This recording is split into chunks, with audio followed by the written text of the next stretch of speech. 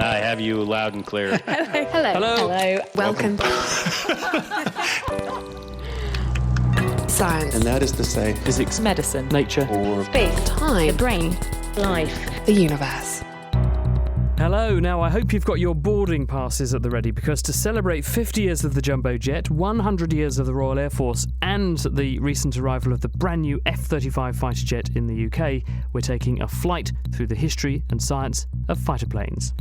Plus, in the news, a new way to fight cancer by giving people cancer, how virtual reality can combat a fear of heights, and will shed some light on the hearing aid of the future. I'm Izzy Clark. I'm Chris Smith, and this is The Naked Scientist. The Naked Scientist podcast is powered by ukfast.co.uk.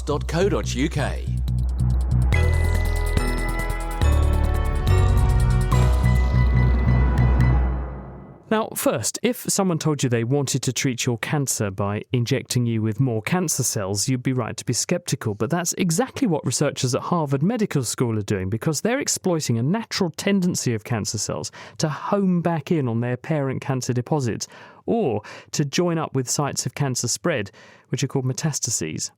Khalid Shah has developed a way to genetically engineer harvested tumour cells to make them churn out therapeutic death signals so that when the cells are re-injected into the body, they seek out tumours and trigger nearby cancer cells to kill themselves. As a safeguard, the modified cancer cells also have an inbuilt kill switch so they can be terminated once their job is done. One of the major hurdles for advanced stage cancer is that they're localized, but they also move from one organ to the other. And they also can move from the other organ back to the same place where they originated. And we can sort of repurpose the tumor cell homing properties for delivery of targeted therapeutics to the primary tumor cells. So are you saying then, Khalid, that what you can do is take a cell from a tumour that wants to get back to its home tumour and do the equivalent of, say, brainwashing a terrorist and releasing that terrorist back onto the streets to lead you back to where he came from or she came from? Yes, you're right. So we can actually tame a cancer cell. We actually re-engineered it to produce therapeutics and then kill the original tumor cell.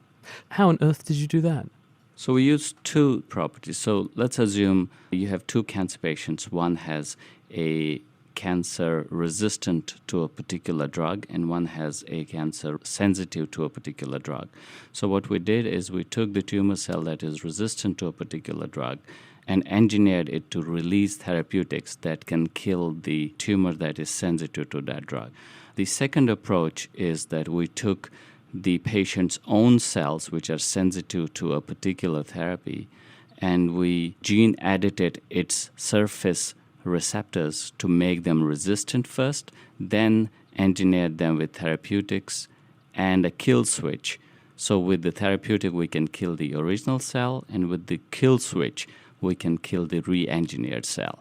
This is neat. So basically you're using the natural homing behaviour of cancer cells to get into tumours that have spawned cancer cells that are trying to spread around the body. When they go back into the tumour, they detonate an explosion that's going to kill the parent tumour. But you've also put a safeguard in there, which is that you can kill the cells you're putting back in because you've got this additional, as you're dubbing it, kill switch engineered in there. Yes. So the beauty of the kill switch is also that it can be imaged by PET imaging, so we can actually track the re-engineered cell in the body. How do you endow the cancer cell with the ability to kill the parent cancer, but itself not be killed by the toxic cargo it's carrying? Cancer cells have these unique signatures on their surface that make them cancer cells, and one of them is the death receptors on the surface of the tumor cell. So what we did with gene editing technique is that we knocked out the receptors on the surface of the tumor cell, so it's not killed by the therapeutic it's producing. And these cells that you infuse, can they access all areas? So can they both go to the parent tumour that spawned a person's disease and it spread, and could they potentially also therefore access the metastases where it spread to? Yes, so we've tested this in mice, and we've shown that if you inject them into the primary tumor site, they can eradicate the primary tumor cells. And we've also injected them systemically in one of the arteries that leads to the brain, and we can show that they can track and can kill metastatic tumor cells in the brain as well. It might worry some people, though, the prospect that you're injecting people with not just a genetically modified cell, but a genetically modified cancer cell. Are there no risks associated with doing this? Absolutely. I don't think it will be taken without a grain of salt because you're putting cancer cells back into the patient. So I think the first indication would be going into tumors which have an unmet need, that where we haven't done anything for the last 2 decades. One of the prominent tumors is the brain tumor, where the survival is between 12 to 18 months post-diagnosis. So yes, if we can assure people that we have the engineered tumor cells under control and we can kill them anytime, I think the first indication would be in the most unmet need tumors. And is there no risk that the infused modified cells could go rogue and they'll undo the kill switch you've engineered into them, and then you've actually given that person an even worse prognosis? No, because we use lentiviral vectors that integrate into the genome of the cell. So whatever we have engineered, the gene that we have engineered is incorporated into the genome of the cell. So there's very low chance of these cells getting rogue and leaving the gene out. Wonderful example of fighting fire with fire. That was Khalid Shah there, and he's at Harvard, and the work came out in the journal Science Translational Medicine. Now, what do you do with old and dead gadgets like TVs and computers and phones? Most people just throw them away, and many of them end up in landfill. But on a global scale, are we potentially throwing away a fortune? Well, a lot of people think so, including Sydney-based material scientist Veena Sachwala, who's pioneering what she dubs an urban mine, and that's at the University of New South Wales, to recover precious metals from discarded gadgets. Well, to help us run over some of the numbers is tech expert and angel investor Peter Cowley. So, Peter, what sorts of gadgets are we talking about here, and what sorts of potentially precious materials might they contain? So, hello, Chris. I think we're primarily talking about smartphones here, although the academic mentions CRTs, cathode ray tubes. If you take a smartphone, the build cost for high-end ones is probably about $200 or $300, but the low end's only $40. The total amount of recyclable materials, the biggest of all in terms of value, is gold, but there's on average only 31 milligrams in each phone, which works out to about $1.20. Silver, much, about 150 milligrams. Copper, 15 grams, but copper's pretty cheap. Talking about 9 cents per phone. So if you take everything out of the phone, you're only talking about $1.30 or something like that from the whole lot. The best use of a phone is actually to refurbish it and to recycle it and put it back into use rather than to break it down, I think.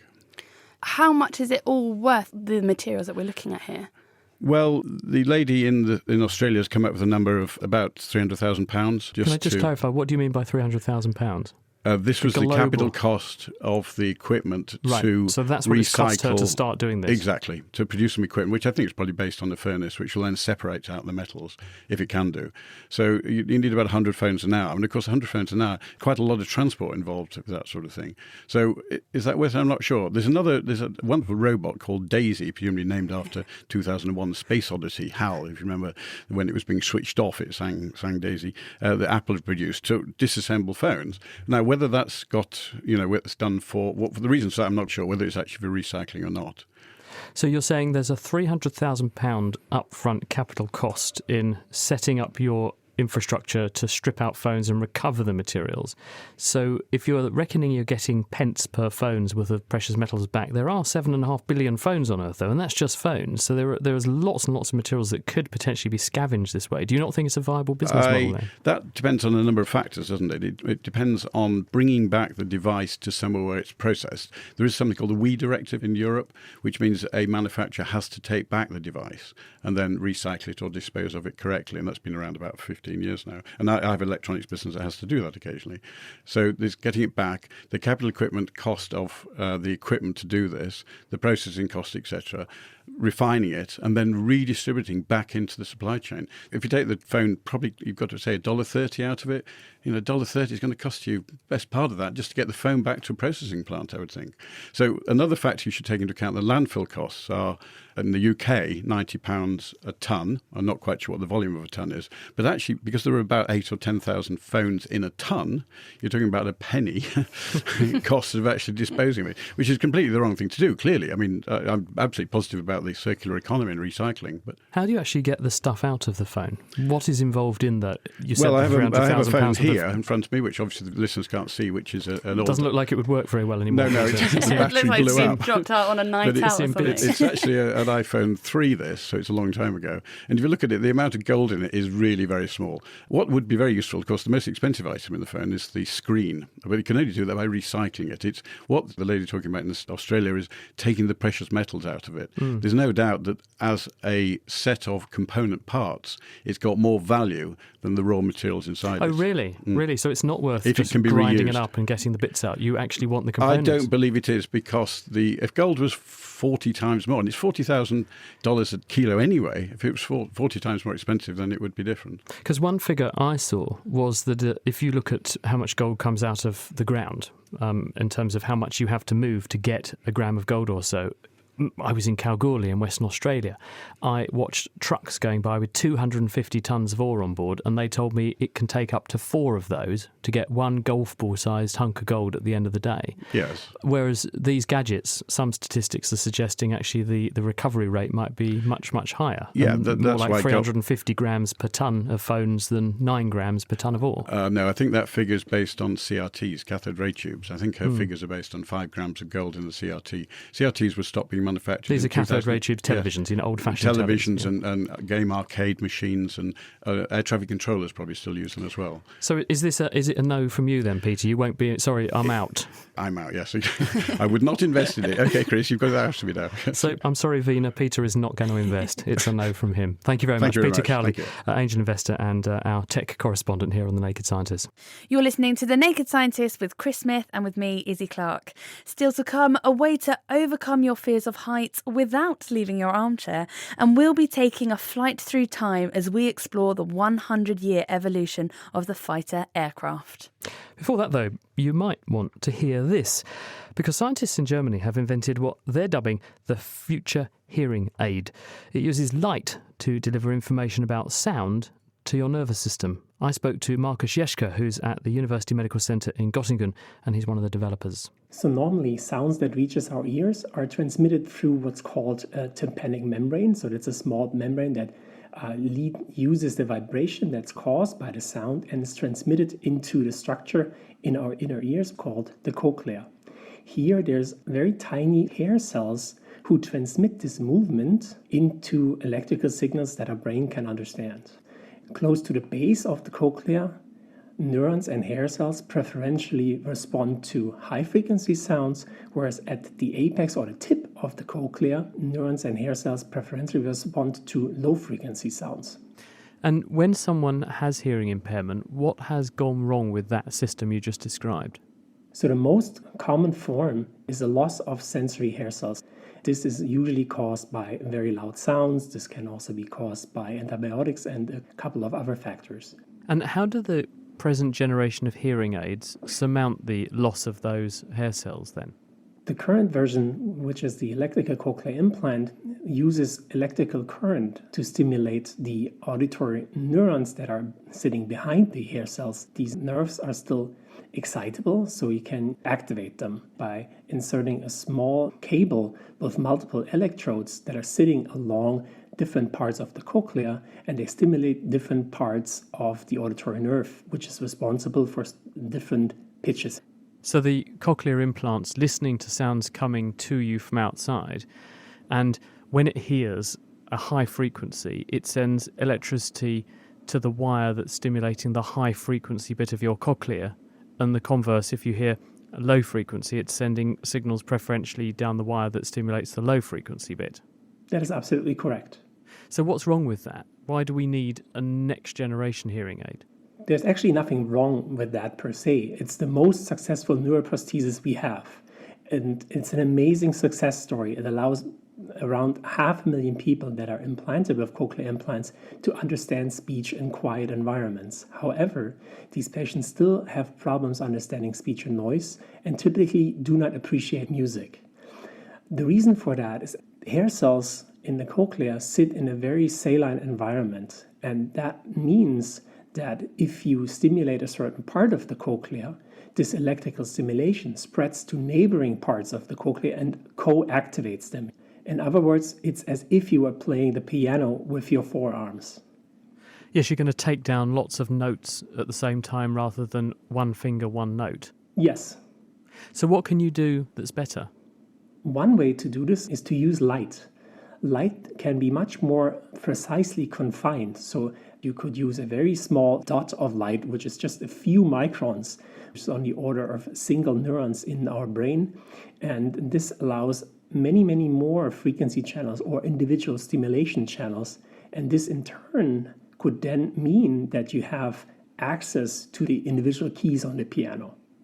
So what you're saying is you could thread like a miniature string of fairy lights down the inside of the cochlea rather than just individual electrodes and illuminate bits of the cochlea. But how do you make it sensitive to light? Because at the moment it's sensitive to electricity. That's correct. In order to do this, we use what's called optogenetics. So what we're doing is we're packing the genetic information of, if you want, light switches into the neurons of the auditory nerve and therefore make them light sensitive. So what they will do is, upon light stimulation, these light switches will activate and in turn activate the auditory nerve neurons. And does it work? It sounds ingenious.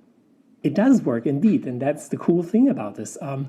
We have been able to show that in Mongolian gerbils, we can actually use these light switches and put them into the auditory nerve of adults and show that upon light stimulation in the cochlea, these animals actually can use this light information to perform a behavioral task. So in other words, these animals now hear light. And you can prove that they do genuinely respond as though they're hearing a sound. That's right. We trained animals to respond to auditory stimuli before they were actually optically stimulated. And they learned to respond to a certain sound and react on this. And upon light stimulation, after they've learned this auditory behavior with sounds, a few animals transferred this to light stimulation. Do you think this could be translated to humans? That's actually our goal, yes. Of course, there's a lot to be done before we can actually safely try this in humans. But in general, the idea is that this could work in humans, yes. Well, that's good to hear. Markus Jeschke there, and that work was published this week in the journal Science Translational Medicine. You normally, in the past, had to take some pretty strong drugs in order to see sounds, didn't you? Thankfully, that's going to change. Now, picture the scene. You're swaying on a rickety rope bridge slung some 500 feet above a canyon, and a gust of wind sends you swinging alarmingly, and those creaking noises coming from the supporting ropes don't have you very reassured. Am I making you nervous? Well, if so, you might be one of the approximately 20% of us who suffer from an irrational fear of heights. Surprisingly, though, few of us actually seek any treatment for this, but this could soon change because a team at Oxford University are developing a VR, or a virtual reality therapist, that could see you facing your fears from the comfort and safety of your living room. Isabel Cochrane heard how from Daniel Freeman. When someone is overcoming a mental health problem, what you want them to be able to do is go into the situations that trouble them and feel fine about it. But normally, when you have a mental health difficulty, for example, you're feeling socially anxious, going into a room full of people is difficult. If you have a fear of heights, going near a height is difficult. And what we can do in VR is present these situations and train the person in the moment how to overcome their difficulty. So how does this VR compare with the treatment someone with a fear of heights, for example, would normally get? In many ways, the treatment we provide in VR is very similar to what you would get if you were seeing a highly skilled therapist doing the best psychological treatment. Because what we've done is try to automate the provision of really good treatment in VR. So you don't have the difficulties of trying to find a therapist. But in VR, we also do some stuff that you can't do with a real therapist. We do things by virtual heights that push the fears a bit more than you might in the real world. So we have like a platform that goes out in the middle of a large atrium where you rescue a cat. You wouldn't do this in real life therapy, but can do it in VR. And when you can conquer these things in VR, then it makes everyday situations around heights a lot easier. Even just hearing about that platform makes me feel a little bit queasy, I have to say. Yes, I mean, it's hard work. The interesting thing about VR is that the people, with fear of heights, they are sweating and it takes a lot of, courage and determination to do it. But at the same time, they're also smiling because they know it's not real. That's the beauty of VR. You know it's not real. You do things that in the real world you would struggle with. And yet you also have this added delight of finding out if you conquer it in VR, it transfers to the real world. How realistic does it actually have to be in order to trigger this feeling of fear? It doesn't take much in VR to trigger a fear of heights. Oxford VR are very keen on making sure that things are incredibly engaging and appealing. So we're going for a reasonable amount of realism, and we're also putting lots of fun elements in. Mental health treatments traditionally can be less than fun, and we're trying to make something that's really engaging and appealing for people to help them overcome their problems. Even the sort of rescuing the cat from the tree, many people really quite enjoy that task.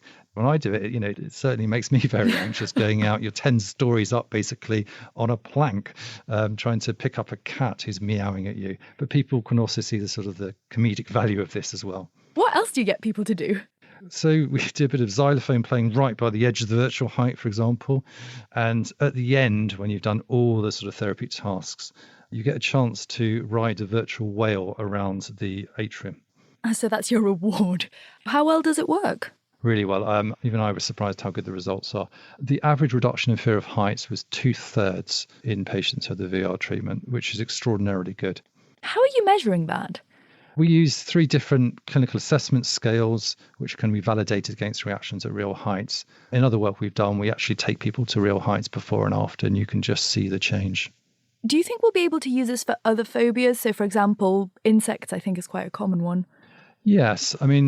I guess at Oxford, our ambitions are much greater than just phobias. We think it can be applied to most mental health conditions. We're working on a project to use VR automated delivery of psychological therapy for patients with severe mental health problems such as schizophrenia.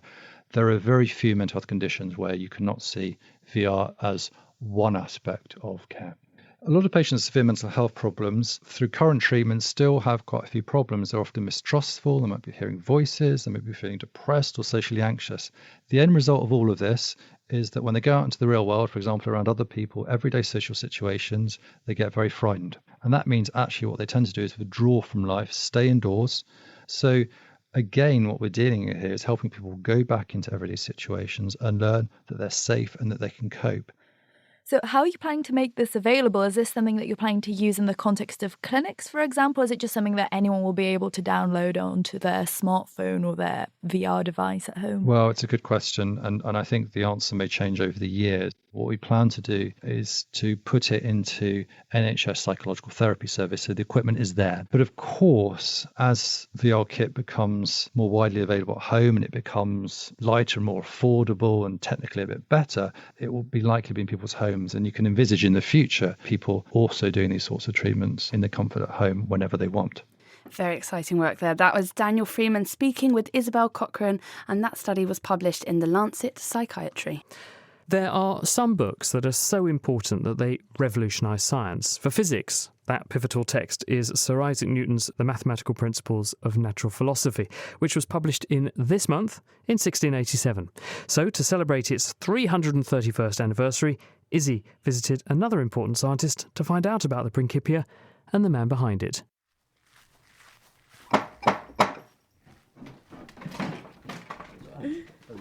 So you're doing something on Newton and the Principia? Yes. Yes, okay. Well, I'm Martin Rees, Astronomer Royal and a professor at Cambridge University. Now, the Principia was first published in 1687, and it was essentially the foundations of classical mechanics. So what exactly did it entail?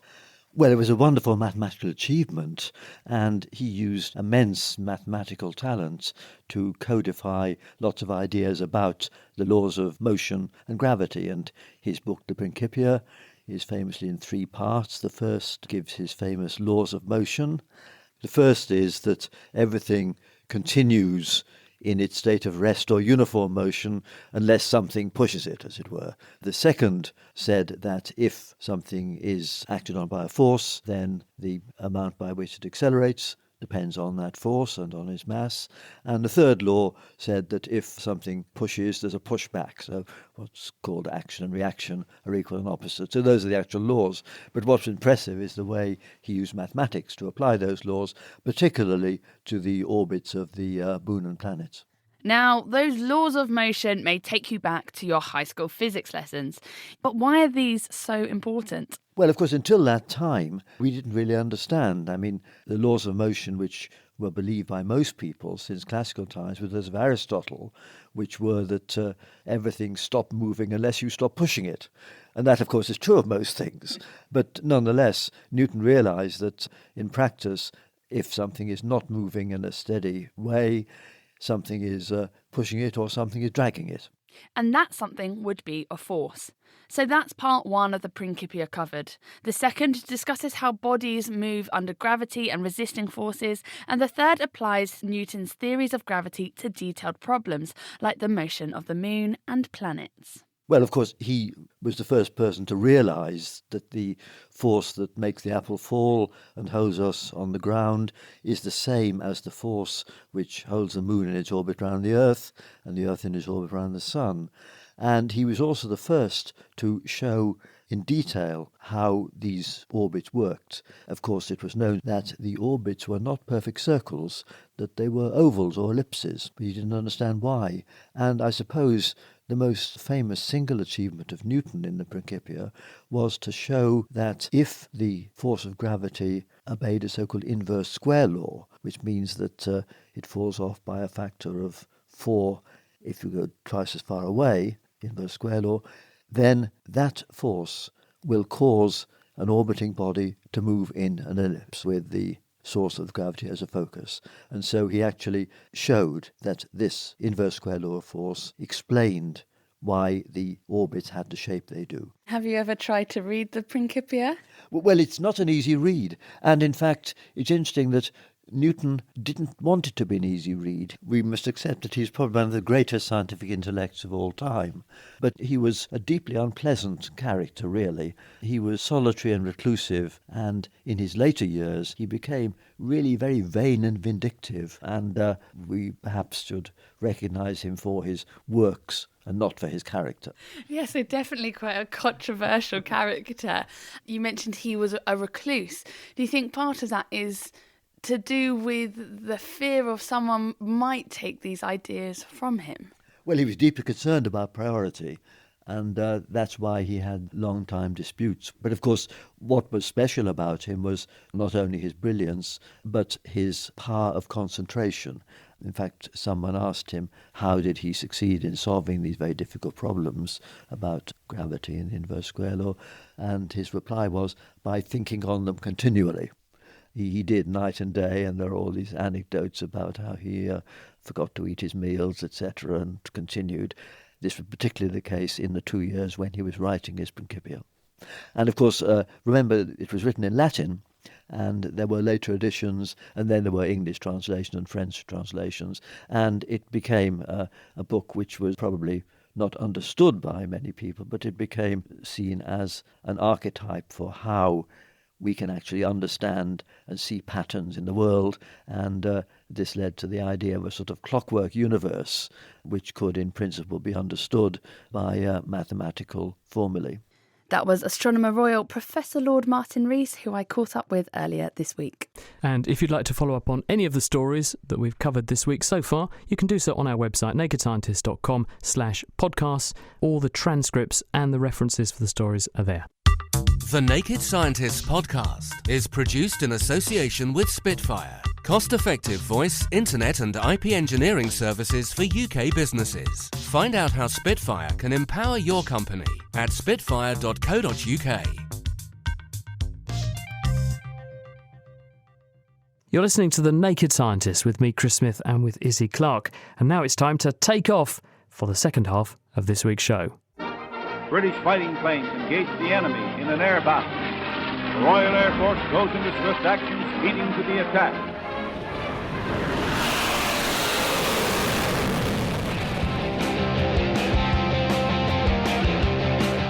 first of Britain's new F-35 Lightning stealth jets have landed at next RAF generation of First fighter of Britain's jets. new Now, F-35 Lightning stealth jets has landed at RAF Marham in Norfolk. This year marks the 100th anniversary of the Royal Air Force, and as you heard there, just last month the newest fighter jet, the F-35 Lightning II, arrived in the UK.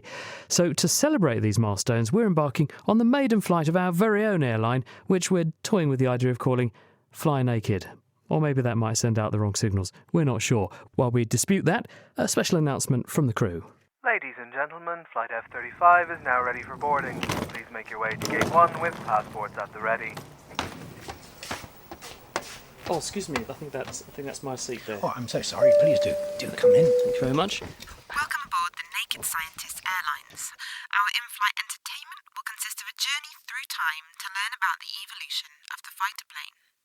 Today we will be flying in a Concorde. Although the Concorde is not a fighter plane, many of its features were inspired by military aircraft, including its supersonic shape and its powerful turbojet engine. In contrast, the role of a fighter plane is to take down enemy aircraft, usually in battles called dogfights. Fighters are designed to fly incredibly fast, whilst also being highly manoeuvrable. Comfort is not a priority. If you'll indulge me, ladies and gentlemen, the origin of the fighter aircraft is quite interesting.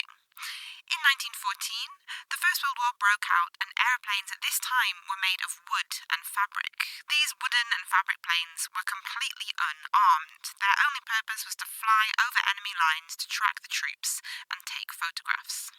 It is said that enemy pilots would simply wave at each other as they flew past. However, as the war became more brutal, pilots became less civil and started carrying pistols on board. Some even threw bricks at each other. By 1915, machine guns were mounted to aircraft, and thus the fighter was born. Over the next 100 years, some remarkable advancements were made on fighters. We've gone from fabric and wooden wings to the F-35 Lightning. But how did we get there? Stay tuned and you'll find out. Now, passengers, please fasten your seatbelts as we prepare for takeoff, wishing you a pleasant flight here on The Naked Scientists.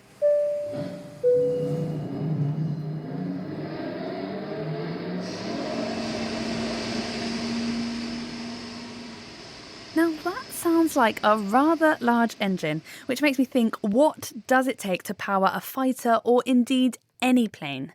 To find out, Marika Ottman went to Rolls-Royce in Derby. They build about a third of the world's jet engines, and historically they've made engines like the iconic Merlin that powered the Spitfire. And they've still got examples of all of them. Justin Burrows is a materials scientist with the company. So we're in the Rolls-Royce Heritage Centre. What this is a chronological exhibition of technologies that the company's been involved with. We've got some piston engines here, so the Merlin. Then we move on to some of our early jet engines. And then we've got our latest large civil gas turbine engine, the Trent 1000. The forward motion of an aircraft is caused by a force called thrust, which is produced by a propulsion system. In the early fighter planes of World War I and World War II, thrust was produced by propellers. Think of the blades on a propeller like two sides of a screw. So if you think about a screw that you screw into a wall at home, if you turn the screw, it will pull itself into the wall. Well, a propeller kind of works in a similar way. So each of those blades, as you spin them round, they then take the air, push it backwards. Propellers provide a simple and effective way to create thrust. So why don't we see propellers on modern fighters? When we got into World War II, Spitfires were finding that if they went into a steep nosedive, they'd get to or approaching the speed of sound. But what happens when you get there is that the air at that point is very, very hard to move, and the prop simply can't mechanically take the load on it. So it's creating too much drag, and it's also very difficult to have enough power to push the propeller through the air because it becomes very heavy. So it's kind of like trying to spin it through concrete at that point. So the solution to that was to go to jet engines. In 1930, Frank Whittle submitted a patent for the turbojet engine. The development of the jet engine changed aviation entirely. Fighter jets were able to fly faster and higher, speeding past the enemy or around them in dogfights. Justin showed me one of the largest jet engines made to date and took me through how it works. We're looking at a Trent 1000, which is one of our largest civil aircraft engines. And we're standing in front of the fan section. Each one of the blades in here, just to give you an idea, is about 6 feet long. And there's 80 of them in a conventional set in a jet engine. About 65% of the air from that propeller bypasses the engine, so it goes down the side of it, and it just uses it to push the aircraft forward. About 30 to 35% goes through the centre of the engine, and that helps power the turbine section at the back of the engine. So the air that goes down the middle of the engine goes into the compressor section. So all that does is compress the air. It compresses it so well that it raises the temperature to about 700 degrees C, which is pretty hot to start with. At that point, we then mix it with fuel, which in this case is kerosene. We light a match.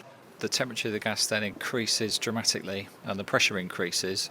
So the turbine then is very clever because it does two things. It extracts energy from that gas, which then drives the fan.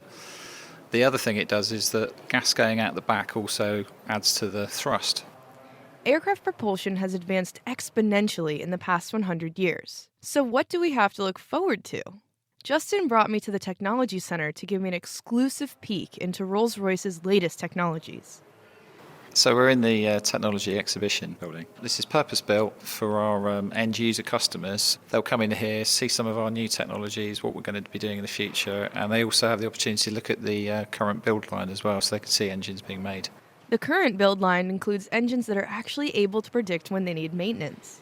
As our aircraft are flying around, they're sending data to what we call our operations centre. We have a team of engineers looking at that data, and if we've got an aircraft that is displaying a problem or an issue, we can arrange for a repair team to meet the aircraft as soon as it lands with the parts already there, and they can fix the issue, and then there's no disruption to the customer. The other thing we can do is give the data to our manufacturing people and our design teams. They can then use that data from service of what happens to components to redesign components so they're more effective when they're in service. So there's kind of a whole feedback loop going on with all the data that we're getting from the aircraft. So what is the future of jet engines? One of the things we're involved with is an engine called UltraFan, which has two big improvements over the kind of current civil gas turbines. One of them is it has a composite fan, which is lightweight. The other thing is the fan is slightly larger. We've got a gearbox in that engine, and that allows the fan to turn at a slower speed than the turbine. And that enables us to deliver a product which gives fewer emissions, and it's more effective than our current engine. We're looking at the potential for electric hybrid vehicles.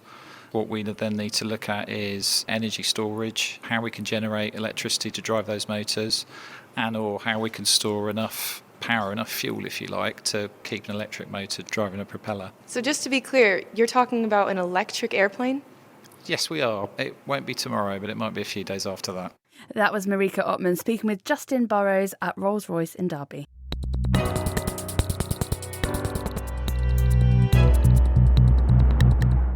It's me, Chris Smith, with Izzy Clark, and this week we are soaring through the science of flight and fighter aircraft. We'll be cruising at an altitude of 60,000 feet and a speed of 1,000 miles per hour. In a few moments' time, we will be moving through the cabin to offer some refreshments. Oh good, I am feeling rather thirsty. Right on cue. I think some snacks have just arrived. And a very beautiful stewardess. Champagne, sir. Caviar, madam. Haven't you got anything better than that? No. The thing about flying is that you have to actually know how your aeroplane works in the first place. It is amazing that aeroplanes even fly. You think of a fully laden A380, for example, there are 800 people plus on there. So we thought we would do an experiment to explain how flight actually works and how aeroplanes and wings work. So who better to ask than kitchen science veteran and actually whiz at making science experiments to show how things actually work, and that's Dave Ansell. Welcome to the programme, Dave. Hello. What have you brought in? I've got a lot of gadgetry here. I've got a big fan and to model wings and things. But start off thinking about how planes fly is how you stay up in the first place. Everything's being pulled down by gravity, and the fact you're not falling through the floor must mean there's a force pushing you upwards. And at the moment you're achieving that by applying a force downwards onto the chair, and then Newton's laws mean that every action has an equal and opposite reaction. So the chair is then pushing upwards with exactly the same force and holding you up so you don't fall to the centre of the earth very quickly. Right, so how does the wing of an aeroplane create that force which then leads to the airplane being able to stay up in the air and combat gravity accelerating it downwards. So it must be pushing down on something, and the only thing a plane has got to push down on is the air around it. And the part of the plane which holds it up is, of course, the wing. So I have a model wing here, which is made out of a bent piece of card, and we're going to be wanting to see how the wing is affecting the air moving past it. Now, to get any lift from a wing, you need the wing to be moving through the air. Now, to see that while it's running around, it was really difficult. So instead, I've got a big fan, which I can turn on and produce air flying past the wing. Right, so we have a bent piece of card which is curved in the shape of a wing. You have a screwdriver with a ribbon on it, which is going to reveal where the air is going. So talk us through what will happen when we put the wing in front of this large fan. What should we be looking for? In order to stay up, the wing should be pushing the air down. And we should be able to see that by the ribbon behind the screwdriver being pushed downwards. Now, I can understand how that will work with the bottom side of the wing, because the wing is higher at the front than the back, so air hitting the wing is going to be deflected downwards. So if you push the air downwards, it's going to push the wing upwards, as Newton's law tells us. What about the top of the wing, though? Does that contribute to the lift? If you get the aerodynamics right, which is an important part of designing a plane, then air will tend to stick to a smoothly curving surface. So with any luck, you will also get the top of the wing deflecting the air downwards and also producing lift. So you get lift from the top of the wing, and because you're pushing air down with the bottom of the wing, you get lift there too. Exactly right. Let's do the experiment then. Now, this is noisy, everyone at home, so we apologise in advance. Here we go. So Dave's turned on his large fan. So at the moment, I've just got the streamer, the ribbon, moving in the air, and it's just going horizontally. Now, if I move the wing down towards it from the top, you should see that streamer is being deflected downwards, even though it's not actually touching the wing. Yes, indeed. So the streamer is nowhere near the wing. It's underneath the wing, but the streamer is curving downwards, just like the same shape as the wing. So there's obviously air being pushed downwards by the lower surface of the wing. Exactly right. And similarly, if we bring the wing upwards towards the ribbon from underneath, the air starts to stick to the wing. So the air going over the top is also being deflected downwards and so pulling up the wing. So if I let go of the wing, it moves upwards. It's producing lift. And one last question for you, Dave, then. What about when a plane flies upside down? When a stunt pilot goes upside down, the plane still flies. How does he do it? It's exactly the same principle. The plane is at an angle, so the air hits the wing at an angle, and it gets deflected downwards, so the air pushes the plane upwards. Are you saying the pilot basically has to modify his flying technique or her flying technique so the wing is still pushing air downwards? Basically, the nose of the plane tends to be pointing up a bit more if you're flying upside down than if you're flying horizontally, because they're designed to fly the right way up. High angle of attack, I think, is the correct parlance, isn't it? It certainly helps. Dave Ansell, thank you very much indeed. Now, one particularly impressive aircraft is the Concorde, which is in fact the very plane we've boarded on our journey through the programme. Whilst it's not a military aircraft, Concorde was underpinned and powered by military technology, and it flew faster than many modern fighters. To find out more about these magnificent machines and their capabilities, I took a trip to the Imperial War Museum at Duxford to speak with aeroplane aficionado Peter Halford, and we met literally sitting in the fastest passenger plane that ever flew. So my seatbelt is securely fastened, and the seats aren't terribly comfortable actually for what would have been a very expensive ticket, but just please tell us who you are and where we are. I'm Peter Halford. I'm formerly the Science and Technology Education Officer at the Imperial War Museum, where we are today, sitting inside one of the first experimental Concorde supersonic aircraft. This particular one is very special because not only was it one of the test aeroplanes, it itself is the fastest aeroplane to carry passengers there has ever been. When you say it's the fastest, as in this aeroplane has broken all the records? This one has, yeah, and as things stand, it will hold that record forever. Now, what was actually involved in getting Concorde as a fleet off the ground in the first place? How were planes like this one used? This is a passenger aeroplane, but its history and its antecedents are from military aircraft, and military aircraft engines in particular were used in it.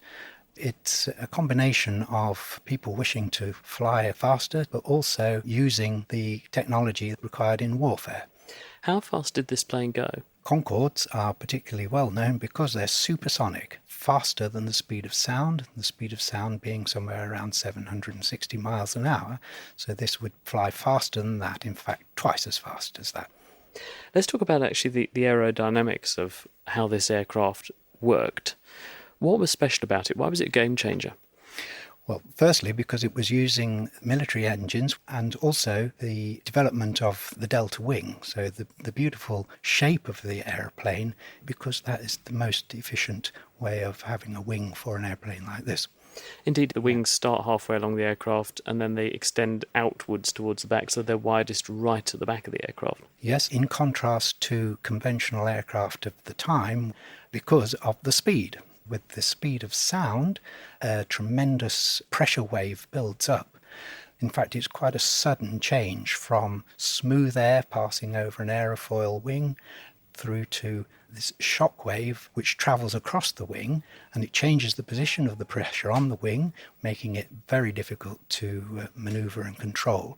That's if you have a conventional wing. So is that what forced them to have to come up with this very clever design of this swept back delta wing in order to surmount that problem? Yeah, there are a number of solutions to this difficulty. When the pressure wave builds up, it builds up in a sort of cone shape around the aeroplane from the nose outwards. And if you can make the shape of the front edge of the wing more or less the same angle as the shape of the cone, then that pressure wave is not travelling across the wing and not causing these difficulties that come with it. If we wind the clock back right to the early history of when people began to fly, obviously those early aircraft are very different than the one we're sitting in here. Talk us through how those early aircraft worked and how they were engineered. All aeroplanes fly in the similar way. Lift has to be created over the aerofoil wing. But prior to that, people had attempted to make flying machines by flapping, having observed birds. However, for a human being to try and do what a bird does is impossible. But people then, like George Cayley, were observing birds and noticing that they could continue to fly without flapping their wings. So the aerofoil shape is a mimic of that. We take it for granted now that the Royal Air Force has aeroplanes which have weapons mounted on them. But the early planes didn't have any weapons on them. They were really just for surveillance, weren't they? Yes, aircraft initially were for surveillance. A good way to observe the enemy was to get up to a high vantage point. However, with an observation aeroplane, you need a nice steady platform so that you can look out of the cockpit and take photographs, sketches and notes and so on. So that's the attribute of an observation aircraft, was very different from what we think of as a fighter aircraft now. Moving time on a bit, when did people begin to develop things like the Spitfire? After the First World War, there were lots of aeroplanes which became redundant. People started to use them for racing, and there's a particularly well-remembered series of air races called the Schneider Trophy, and 3 times an aircraft called the Supermarine S6 won that, and the Supermarine Spitfire, almost direct development from that. These are all propeller-driven aircraft, though, aren't they? How did the invention of the jet engine change all this? The jet engine was what you might call a step change. Suddenly everything was different. The gas turbine was the big breakthrough, and that happened during the Second World War, simultaneously in Germany and in Britain, with someone called von Hohane in Germany and Frank Whittle in this country. And returning to the Concorde that we're sitting in, when this was flying and it's going at twice the speed of sound, what sort of drag was it experiencing? Because there must be enormous amounts of friction from all that air rushing past. Yeah, air is a fluid of lots of little molecules rubbing along the aeroplane, and as we know, friction creates heat. So at the front of the aircraft it was probably 200 degrees, and towards the back it's probably getting on for 100 degrees. It must have changed the length. It certainly did, yeah. It lengthened by about 10 centimetres during its flight. So does that mean you get to your destination a bit quicker then, even though you're going twice the speed of sound? That was Peter Halford from the Imperial War Museum in Duxford. We were sitting on Concorde. A big thank you to the Duxford Aviation Society who allowed us on board. Ladies and gentlemen, as we start to make our descent, please make sure your seat backs and tray tables are in their full upright position. Thank you. So So, how do pilots know when they need to start descending or where the airport is? It turns out there's a whole host of electronics and instruments on board planes that give pilots critical information. These instruments are especially impressive in the cockpits of fighter jets. Terry Holloway is the managing director of the Cambridge Aero Club and joins us now. So, Terry, what are avionics? Well, avionics is a wide range of electronic and electrical equipment which encompasses communication, navigation, a flight management system, an autopilot, in the case of a military aircraft, weapon systems management, and avionics are in satellites as well. Global positioning systems accurately guide you to where you want to go to. Okay, so what instruments would you have found in the cockpit of a fighter plane from World War I? Very little. You'd have had an altimeter which would have told you approximately how high you were. They weren't particularly accurate. And you would have had a compass which might have told you generally which direction you were going in. But for most World War I fighter pilots, perhaps the sun and its relative position to the time of day might have been more useful than that compass. So how did that all change after World War I? Scientists and people involved with airplanes always tried to take advances in technology, and none more so in trying to communicate with the ground and to navigate and get from A to B. The autopilot was a great invention. Strangely, the first autopilot was demonstrated in 1914, a very long time ago, actually before the Royal Air Force was formed. These days, if you're flying in an airplane, the pilot doesn't really touch the controls at all. He'll do the takeoff. He'll, generally speaking, do the landing, although there is an auto-landing system. Once the airplane's safely in the air, the autopilot will be engaged, and the autopilot will take you up to height. The flight management system will guide you through the airways and point you in the direction you need to go. And actually, the pilot could completely go to sleep. The airplane would find its own way there with very modern avionics and would even land itself. Hopefully they won't be going to sleep. If we look for, fast forward to World War II, how did cockpits change then? They didn't really change very much. They had a few more instruments, blind flying instruments, so that pilots could find their way down and fly accurately in cloud. First World War, visual flying only. You need to see the ground, and if you couldn't see the ground, you were in a great deal of trouble. So they had blind flying instruments, and the great aid was a radio, because with the radio in the cockpit, somebody on the ground could tell you where to go, and radar had been invented. A chap called Robert Watson Watt invented radar between 1915 and 1935, and that was able to guide fighter aircraft to hostile aircraft. And the next stage was having airborne interception radar installed in fighter aircraft, so when you get guided to within a mile or so of the enemy, your own radar can then guide you to it and you shoot it down. Now we're looking at the newest fighter jet, the F-35. How have modern-day avionics progressed? They are astonishingly accurate and amazing. For a start, the pilot is wearing a very high-tech helmet, and his primary flight instruments, as well as the whole battle scene of hostile aircraft, friendly aircraft, the assets around him are all projected on the inside of his visor of his helmet. He turns his head one way or the other, he gets a different view, and the aircraft, which are hostile or not hostile, will appear on his visor where they are relative to him. The avionics are very complex, and one of the big issues in the past of avionics in aircraft is cooling. And if they weren't cooled sufficiently, they would be unreliable and they would fail. I remember flying in Lightning aircraft, the earlier English Electric Lightning aircraft, where the mean time between failure on the radar set was about 40 minutes, which wasn't very good. And it was all to do with cooling and the thing heating up. On modern combat aircraft, the avionics are absolutely reliable. They last forever, as they do on airliners and modern passenger jets. The other significant difference with modern air combat is the support you're provided by a number of other assets. There might be an airborne early warning aircraft, which is maintaining the whole battle scene. You're being controlled by it. You're communicating through it. You're able to find your own targets. Somebody on the ground might send you a message through a secure data link saying, here is the position of a target. You can identify it from your cockpit. You can then launch a particular missile, perhaps a laser-guided bomb or a missile against it.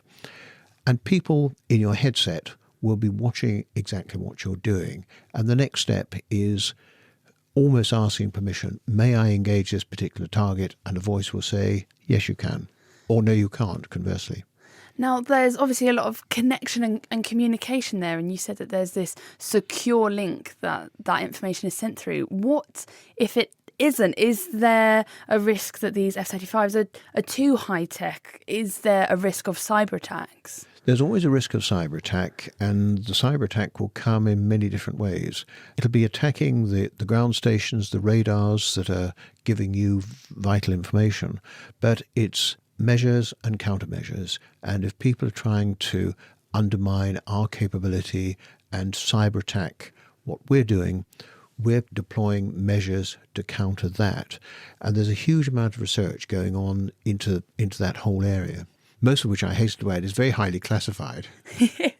Well, thank you very much for joining us, Terry. And thank you to our other guests this week, Justin Burrows, Peter Halford and Dave Ansell. Ladies and gentlemen, thank you for flying with the Naked Scientists. You may now power on your electronic devices. We wish you a pleasant onward journey, and please fly with the Naked Scientists again. Good job they said you can keep your electronic devices on, otherwise we wouldn't have had a show. Now we've got just time for a little bit of duty-free shopping in the Question of the Week department to finish this week, and Isabel Cochrane has got this answer for Tuomo. Does your brain respond differently when you're listening to an audiobook compared when you're reading a book? And does this affect how much details you can remember? On the forum, Thomas reckons that the main difference is that in each case there is activity in different areas of the brain. Evan, on the other hand, is more concerned about our safety. If you're listening to an audiobook while driving your car, I hope there are at least some periods of time when your attention's focused entirely on the driving. But what do the experts think? I spoke to Dr. Matt Davis from the MRC Cognition and Brain Sciences Unit in Cambridge. Reading and listening involve different senses.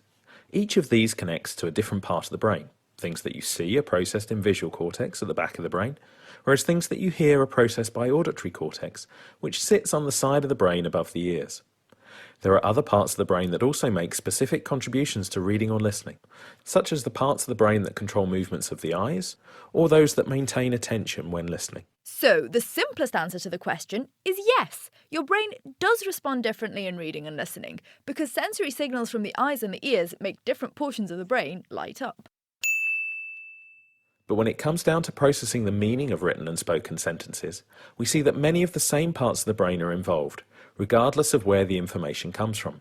The same brain systems seem to be involved in accessing the meaning of written and spoken words. But understanding what you read requires more than just knowing the words. Comprehending a story requires you to build a mental model of what is going on. Your mental model for the story that you're reading or listening to is critical for being able to remember it. Otherwise, the story will be a series of disconnected sentences that will not linger in your memory. So is there any reason to think that listening to an audiobook or reading a book might be better for remembering the story? Assuming that comprehension is equivalent in reading and listening, we might expect retention to be similar. However, when a story is difficult to follow, think Dostoevsky rather than Dan Brown, having the opportunity to revisit tricky sections could be helpful. In this respect, reading might offer some advantages over listening. Readers can easily move their eyes back up the page to reread text that they misunderstood first time around. At the same time, anyone who finds reading difficult, young children or individuals with dyslexia, might retain more from listening to an audiobook. The additional effort involved in reading the words uses mental resources that they would otherwise need for comprehension and memory. So there you go. And if you're having trouble remembering this explanation, then reading the transcript of our show might just help. Thanks again to Dr. Matt Davis for that. Next week, we're figuring out our footprint with this question from Charlie. What is the minimum area required to sustain one human being in terms of oxygen and food? If you have any thoughts on what a human being's fair share might be, you can email chris@thenakedscientist.com, find us on Facebook or tweet @nakedscientist. And there's also our forum, so do join in the conversation there. That's thenakedscientist.com/forum. And that's all we've got time for this week. Thank you very much to Marika Ottman, who put the programme together. And do join us next week when we'll be marking the 40th birthday of Louise Brown. She was the world's first test tube baby. We'll be speaking to the scientists, the doctors, the IVF patients, and also Louise Brown herself about the science of assisted conception and the key players that made it all possible 40 years ago. The Naked Scientist comes to you from Cambridge University and it's supported by the EPSRC and Rolls-Royce. I'm Chris Smith and thank you very much for listening. Until next time, goodbye.